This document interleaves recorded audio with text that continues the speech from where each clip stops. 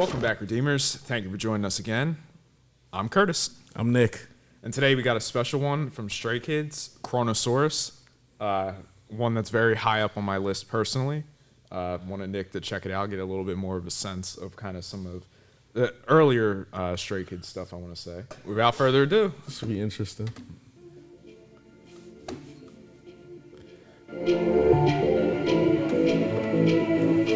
Gotcha.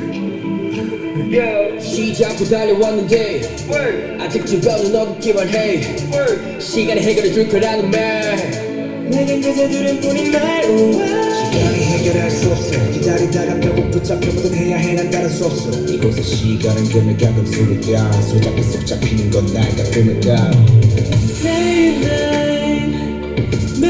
난 겁이 나 잡힐 것 같아 It's a bang Shem with the vocals. Always.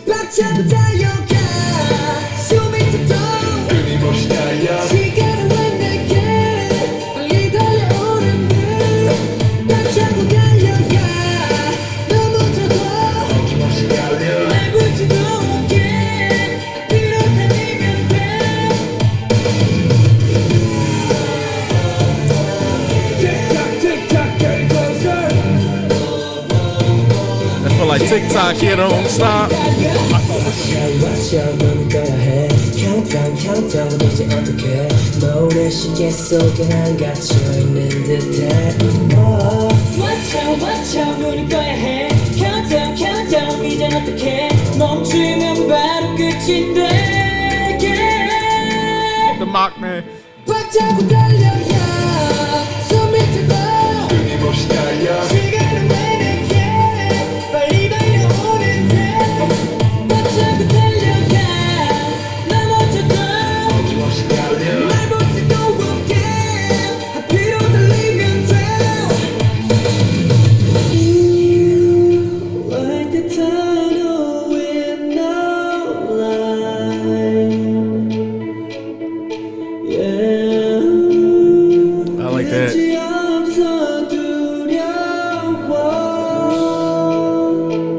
Chan. Like a tunnel in the line. Yeah. Day and night, 끝이 없어. 영원해. 잡힐 것 같은데. 꽉잡고 달려가. 숨이 턱턱. 끊임없이 달려. 시간은 왜 내게 빨리 달려오는데. 꽉잡고 달려가. 너 멈춰도 끊임없이 달려. 날 붙이고 없게. 앞으로 달리면 돼.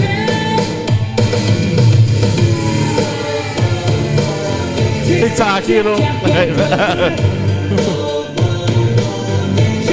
Check out, 빨리 달려. Tick-tock, getting closer. Check out, 빨리 달려.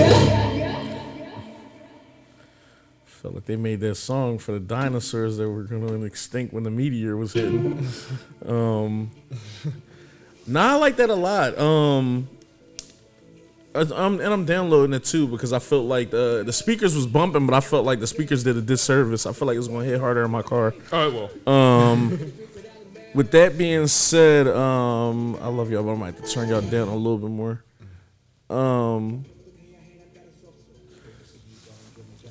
I like this because there was a sense the whole time me listening to it of almost like something's chasing you. Like it was like a I don't want to say like the track feels uncomfortable or edgy. There's an urgency. It feels like yes, it's some sense of urgency to kind of like go. Even with them, just the whole kind of like the whole like run faster, like I gotta get out of here. It literally felt like something was on my ass while the track was kind of like going. I think the song definitely highlighted like the vocals. There was some runs in here that I really like, And that was, I don't want to say that was a key point and kind of one of the reasons I won the show, but just their vocals are insanely slept on, and I just think this was kind of a good blend of having some of those things. Yeah, and I think like it was when Bang Chen's part, and I think Lino jumped on it later. The bridge part, because I think they both took turns. At least from what I remember, when they did that like kind of like little run where it was like I think Wu Jin mixed in a little bit right after Chan. Yes, just so beautiful. And then when they did that pairing, I forget who jumped in with somebody, but this. His voice is incredible. I feel like it just went like. I don't know why it lullabied me a little. It's also because you have the urgency of the clock ticking and everything that when you get that moment to kind of breathe, it kind of allows those things to marinate a little. Yeah, and even that's dope. Just like, you know, the tunnel with no light, but then them talking about like, is there even? I fear it's not even an end to this. Kind of equated that to almost like life shit, where it's just like you've been going through so much bullshit and it keeps on like. You keep going through it and shit, trying to hope that it's somewhere there, and you get to those points where you feel like it's not going to be a light at the end of the tunnel. Yeah.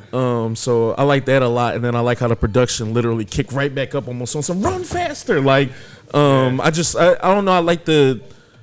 I like how urgent the song felt and certain little things that they did to calm you down, then rush you right back into like everything. So like I thought that was decent, and then they did a whole bunch of blending at the end where voices started like. Melting, and I don't know why I got that TikTok, you don't stop kind of like that old kind of rap like run. Like you said, this was a good song to show me as far as like a good fusion, because it sounds like contemporary trap, the beat to me at least, where it's like eerie enough to be kind of like a dark contemporary as far as people, like if it was a dance choreo, I definitely could see like that going on, but upbeat enough to where you can get your bars off if you want to. This is a good blend. It's a tough line to walk. It's a good blend. This is literally those conversations that we have off camera when we be like, "Yo, is this trap R&B or is this a rock song? Is this rap?" And you know, certain instruments and certain ways things are layered could skew the entire argument depending on who wants to. But Kurt, sure. you did good, bro. I like this a lot. This is another one of those songs where you just put another notch in like Stray Kids' belt.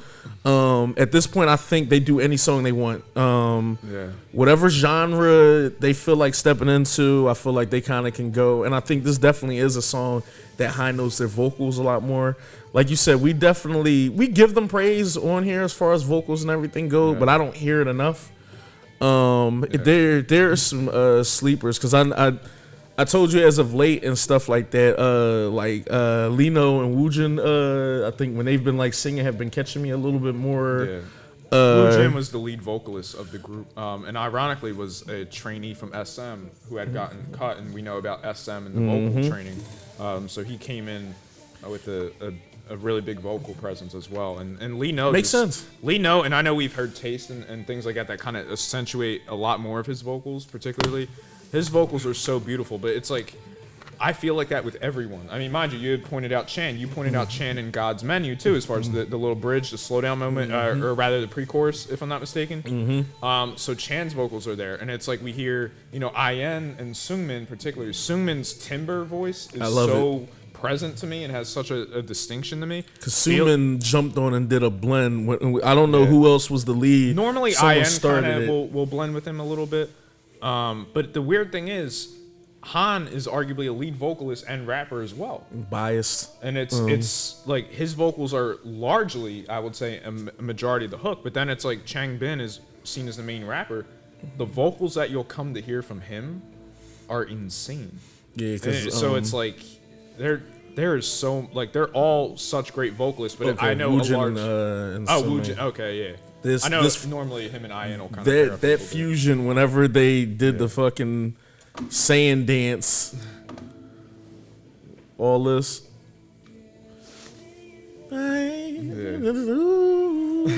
Sound like church, almost like the orchestra is still just kind of in the back, like doing their thing. Their harmonies are beautiful. But yeah, just like the point you mentioned with Han, that's what kind of drew me to him a lot, was just because my first he was the first one to catch my eye because I told you Backdoor was like my gateway like into them, and I thought, all right, Backdoor into the fandom.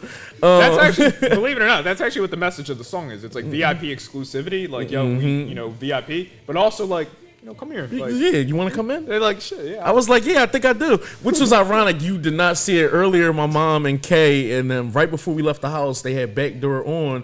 And I think my mom hasn't seen it in a while. Kay and them and Shy and all them were in there watching it. So it was like all women. But the whole Felix is that you want to come in, and every girl in the room was like, yes.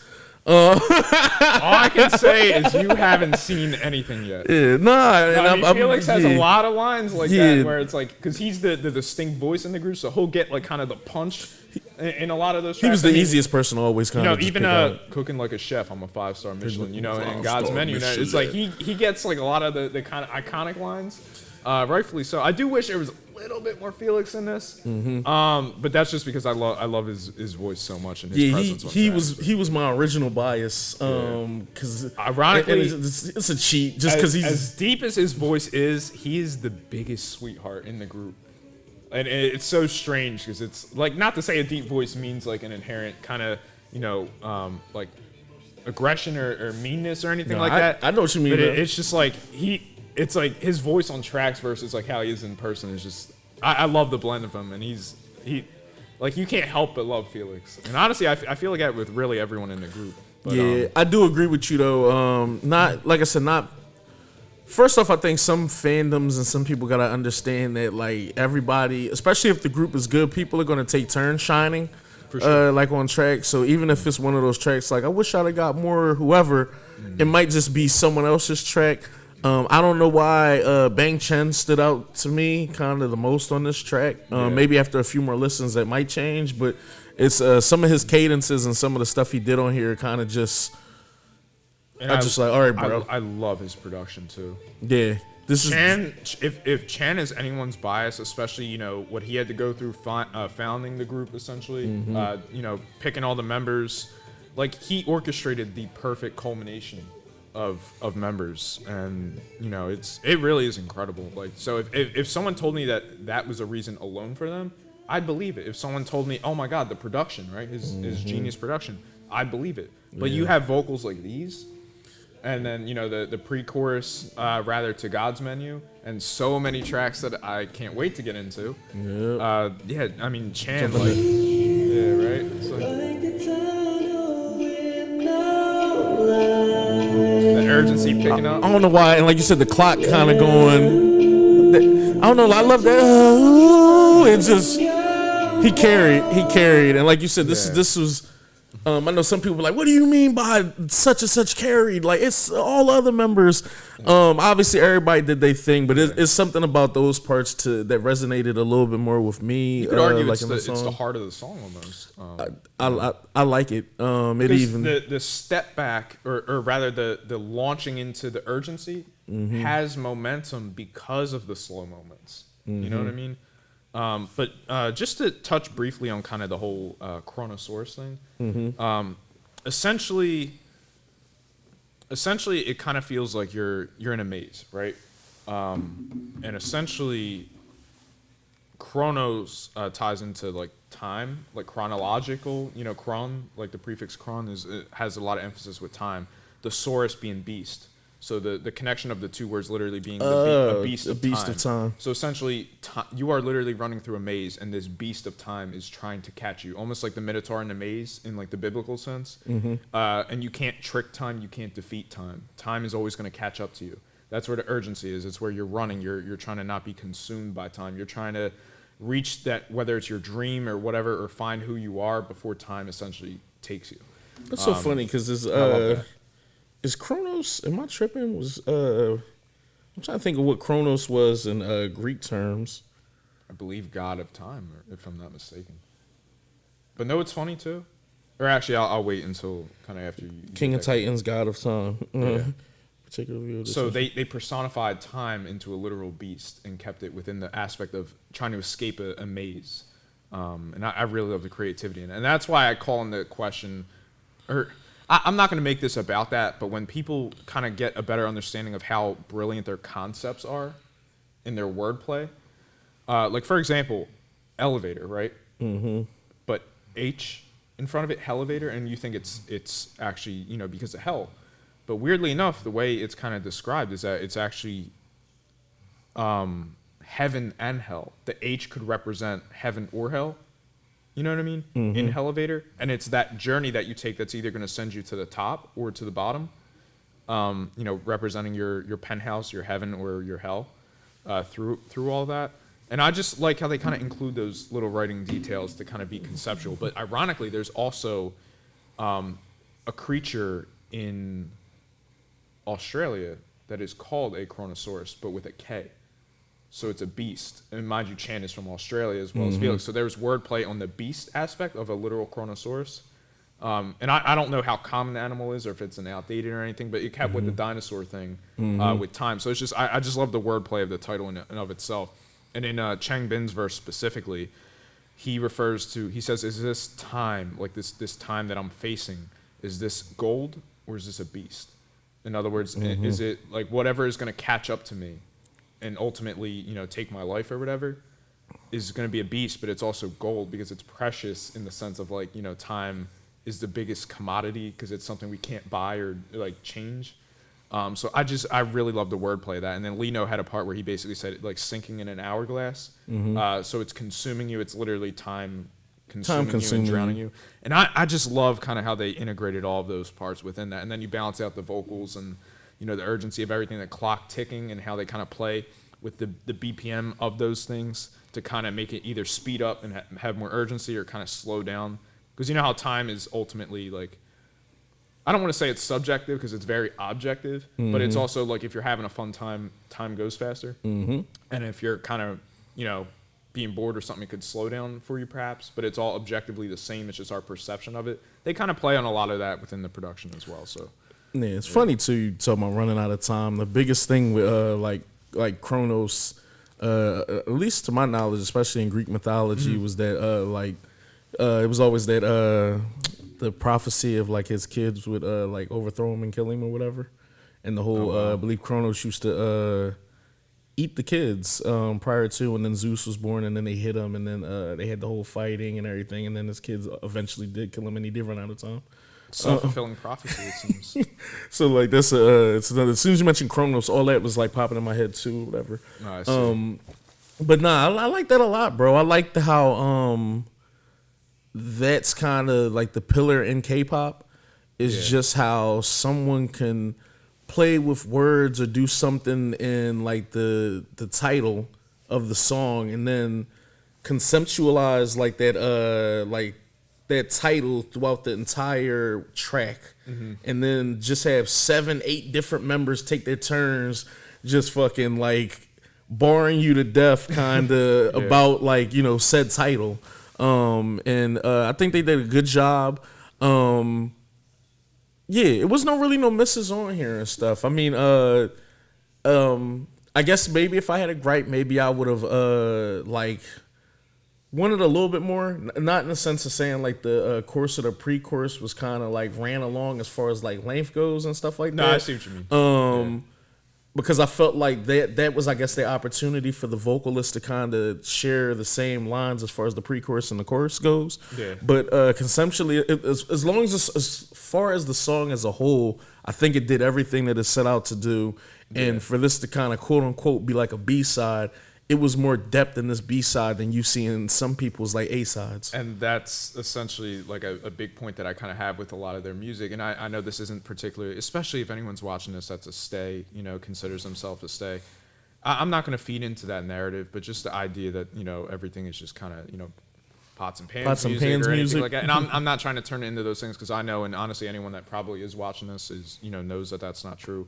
But all that to say, just like we said with the NCT stuff, it's just if these are the tracks you kind of hear that are in the A side or the title tracks, and you kind of establish a certain identity in your mind to what the group is or what they represent, it's just, you know, don't be afraid to kind of dig a little deeper and kind of, you know, find some hidden gems because, you know, they're out there, and Stray Kids is without a doubt, you know, one of my favorite groups to be quite frank. Yeah, and I think like if you were watching this, I'm assuming, like you said, you're either a stay or a multi-stand, or you fuck with me and Kurt enough that you just wanted to hear us talk.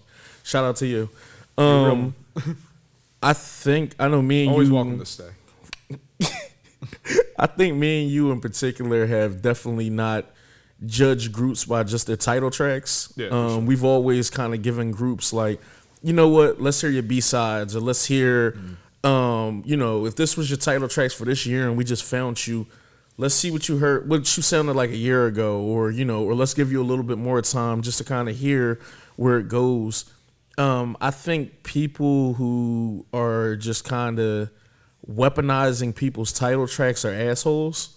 Mm-hmm. Let's just say I like Group A and I stay in Group A, and Group B comes out with like a title track, and like I've heard it, and maybe I've heard one other track from them. For me, just to associate that group with just those two tracks and kind of downplay their whole discography is just kind of asinine. Like, it's kind of really stupid, because it's just like, oh, this group does this. This group is loud. Mm-hmm. Okay, like that's their title tracks. Have you dove into the B-sides? Or even if people just associate, and mind you, this is meant to be a compliment, of course, in a lot of ways. But we have heard a lot of things, particularly, or even other fandoms seem to acknowledge. It's like they got a talented rap line, they got some rappers, and it's like absolutely they do. But that's one of the reasons I particularly kind of chose this track, was that it highlights a lot more. The vocals, the production isn't nearly to what a lot of people may think associates Stray Kids kind of production or anything like that. It's really intelligent. I love the creativity in the title. The bars are still there, largely in the beginning aspect of though, as the clock is seemingly building, because you're building up the suspense and the anticipation. But yeah, it was just kind of, that was more so kind of why I chose this track specifically. But also just to kind of add a brief context is, the I Am series of their albums, the trilogy, is largely about just identity, kind of finding yourself. I am not, meaning I'm not who I intend to be, or I realize I'm not me, kind of. So it's like, or I don't know myself rather. And then I am who. It's like, okay, if I'm not this person, then who am I? And then I Am You is kind of the last album, where it's like we're kind of culminations of everyone around us in influence. And even if, they don't come to that decision, they hope that, stays do within that things. Stray Kids has like a really open kind of intro process where they literally break down everything, much like how we check out, the uncuts. Kind of, it's similar, but less of the vocal booth, more of like the table meetings, and kind of, oh, it's about this, and we talked about this concept and everything. So it gives you like a lot more kind of insight into those things. But just to briefly add context to that, the whole idea of being chased by time is the idea of I'm still trying to find out who I am. And that's the clock I'm up against, because it's like once I discover who I am, I can then propel forward. But it's like in the midst of trying to identify who I am, time is still racing.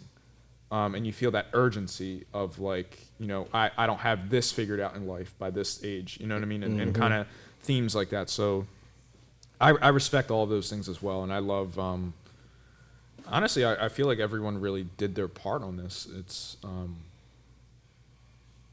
there's a lot more to come, but this is just kind of, no pun intended, a little taste. You compare time with scary being a monster. Okay. Yeah, because I was fact checking myself just to make sure I wasn't tripping with like all the Chrono stuff. I was 100% accurate. It's been a while since I tapped into some Greek mythology and shit. A lot of lore to pull from. Yeah, and just like I said, you hit it with the whole Chronos being the god of time. Yeah. Basically, his mom and dad were basically like fucking the earth and the sky. Yeah. And then, like I said, his predecessor was like Zeus, who he thought he imprisoned everybody, but was overthrown by Zeus and then thrown in Tartarus, and everything. And then, like you said, Stray Kids, the same thing. This track is just them comparing time to a scary being or a monster, the same name with a combination of personifying how brutal time can be, essentially. And I think they carried. Yeah, and just like a kind of last thing to kind of add a little bit to that as well is I'm trying to think of kind of more so how to word it, I suppose, but it's like even the whole like time aspect of everything that they're kind of fighting against here. It's like, I mean, I pointed out when we first checked out Elevator that like I was like, wow, they did this, and it was either a debut, which we had believed at the time. I believe it was a debut, but to come to find out it was a pre-debut. Pre-debut. But anyway, all that to say, it's like one thing that shocked me in that, from the lyricism of everything and the emotional depth of everything, was that they were, probably 17, 18 maybe, probably younger possibly, at least largely, and at least the rap line. So basically what I was saying was how intelligent they are to kind of have these thoughts at this age. We talk about that with rap all the time. Like, oh, he's only 16 or whatever. We talked about it when we just did Adult Child. And exactly. And so this kind of being a little bit on that type time as far as, like how brilliant they are as writers and conceptually. And that's something I wanted to highlight and emphasize, only because it's like there are incredible, turn-up tracks and things of that nature, but it's like when you really think about like the inner thoughts that they're having about these like concepts that baffle every human, essentially. I just think it's a really intelligent and creative way to articulate that process. And when you tie that in with, again, the Minotaur and the maze from biblical senses, you had to essentially trick the Minotaur to being lost in its own maze for you to escape. And a metaphor for that is actually in The Shining, Jack and Danny in the maze. That's playing on the Minotaur in the maze as well.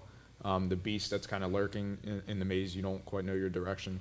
All that to say, it's like they pulled from such incredible lore, both biblically, Greek mythology. Ironically, for Chan, also the Australian, as far as the actual creature with a K, being a Chronosaurus, which I don't know exactly what it is. I believe lizard or reptilian, if I'm not mistaken. Probably. I can definitely see it. I haven't looked it reptilian. up or anything, but I know he had mentioned that in the intro. So, but yeah, it's just there's a lot to digest, and it's like the writer in me just always wants to be in rooms with them, and just like, oh my god, how'd you come up with that? And but that fascinates me heavily as a writer. And then what they did on here lyrically, vocally, and all those things is just and the production. It's just ironically, it's like an all-encompassing kind of track for me as well, and it's just I don't want to say it's just a B-side, but it's perhaps a track that might be a little overlooked, in the midst of, the A-sides or title tracks rather that we've come to know and appreciate. There you go. Reptile. Yep. So yeah. Australia got too many creatures. This is too much. Nah, but all that, bro, I agree with everything that you just said. Especially the whole, that is literally to me what distinguishes some of these groups that are kind of like in our top 5 or goated versus groups that are, I'm not gonna say on the outside looking in, but just that like we be like, oh, okay, cool, like it was a cool track, but versus the groups that kind of stick around. Yeah. It's also conceptual and like brilliant, but it's not necessarily like when we think of conceptual, it's not like you have to be like, like as we said, like vampires and like things that are like grandiose and like kings and things of that. Like there are incredible things, and I absolutely love those. But I'm saying this is a side of conceptual, being conceptual and articulate in a way that's relatable more so to just, I feel like, humans. Like no, I'm there with you. But yeah. And like I always mention like Juice WRLD, rest in peace. I love Lucid Dream, and like he wrote that when he was 16, and I'm just like, dog, how the introspection. How did you have that much pain in your heart, or just that at 16 years old to grasp the concept of love that much, and to be able to articulate that on a track, and for the track to be almost a ballad but a turn up trap track. Yeah. It walked a lot of lines, and his vocals on there particularly as well. Was just a different sound, and I'll equate that kind of, like you said, back to hear, when you hear songs like Elevator and stuff like that, and like you said, once you be like, hold on, someone wrote this and they were like 17 years old or 16 or something. Yeah. You not like that, and like I said, I don't want somebody 16 watching this to be like, what do you mean I can't write or do things? For some people to be that age and the pen feel like it's so much experience in there. Exactly. Yeah. It's like, did you live here before and came back or something? Like, how are you? It almost feels like it's something that like you would have to visit your past self. Yes. As like an adult to like. and maybe that's just where not just the Three Rancher coming back as the ghost of Christmas past and present. Past, present, future. Each one is like a J1 Spear B and a CB97. Yeah, that's funny. No, that's funny as shit. But just to me, Dance Roger the future. to me, once your pen is like kind of that crazy, especially like at a young age, when we hear these stories in the K world from especially from a lot of the artists that we love, and they like, yo, he wrote this when he was 15 or 16, or he been wrote this, and they just now dropped it, and it's just like, dog, what were you thinking about just to be like, let me just pick this random Greek god and just it was, we're going to talk about this and we're going to combine this, and this also going to have elements of back in my hometown, and this is going to be included in it, and we're going to make it catchy enough for it to be a song. Their writing process is just like the ideas that they circulate with is always something that has fascinated me. They do a great job with so much, man. They do a great job with kind of like addressing haters, with a great job with they have funny tracks too, like Circus and Cheese, that kind of call into question like things like that. But it's just I love the title tracks, the choreo and the intensity, the beats and everything with them. God's Menu, Backdoor, Thunderous, things like that. But it's like there's also a lot that we haven't at least gotten to on the panel. That it's like Miro, which I love, Levanter. We did Miro. You did Miro? Mm-hmm. Yeah, that's another one of them joints. Miro is a really high up there kind of title track for me. Because I was re-looking at some of the Even stuff. like District 9, honestly, as a debut and everything. But we did District 9. Yeah. District 9 so we did District 9. I think you already know how I feel about Double Knot. What was it? Side Effects. Side Effects is crazy. It's re-looking at some of the stuff that we did with Stray Kids is just like, oh, okay. Because I think I had Thunderous on like the other day. The cadences and shit on there were just like different. Like it's crazy with even just their comebacks for like the last 2 years, what they've been doing and shit. Because obviously when we look at all the stuff, they've been doing a lot of shit since like day one. What was the joint was My Pace the joint me and you just watched? Yep. I'm staying my lane, my pace. That was fire. Ironically, I believe, if I'm not mistaken, I don't want to say it's the same album because I know the I Am series is technically meant to be one album, but that's another thing as far as like I'm taking it at my pace, so you're tying that in with the time aspect. Anything, all that to say, conceptual, presentation and everything. Yeah, it's too much. I feel we'll do something special for you at some point when we get into the more stuff. I want to do like the.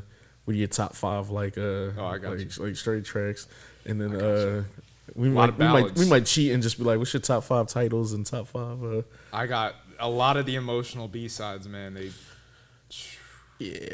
Jump in the comments, man. Tell us how y'all felt about this. Give us some more information on anything that me and Kurt didn't discuss on here. I feel like we talked about a lot because he was giving me information I didn't know, and I was trying to throw in information that I thought might have helped Kurt's information. No, you absolutely did. A lot of the Greek mythology stuff I wasn't as well versed in, at least specifically on Chronos, as far as if he was a Titan or anything like that. But he's a Titan still, but a god as well. It's weird. I know the lore is a little. I need to kind of reverse myself in some of the mythology aspects of it. But yeah, it's. You gave a lot of good information. But jump in if, like I said, either one of us missed any information or y'all want to elaborate a little bit more, especially on the Greek mythology stuff. Tell us about that. Tell us about the anything time related on here that maybe we missed or something like that also. And tell us where y'all rate this at. Y'all already know me and Kurt big stays in here. So definitely getting a lot more stuff with them. And you're definitely going to hear their name pop up a lot when we do our top 5 at the end of December. But other than that, we love you. I'll holla at y'all. Take care.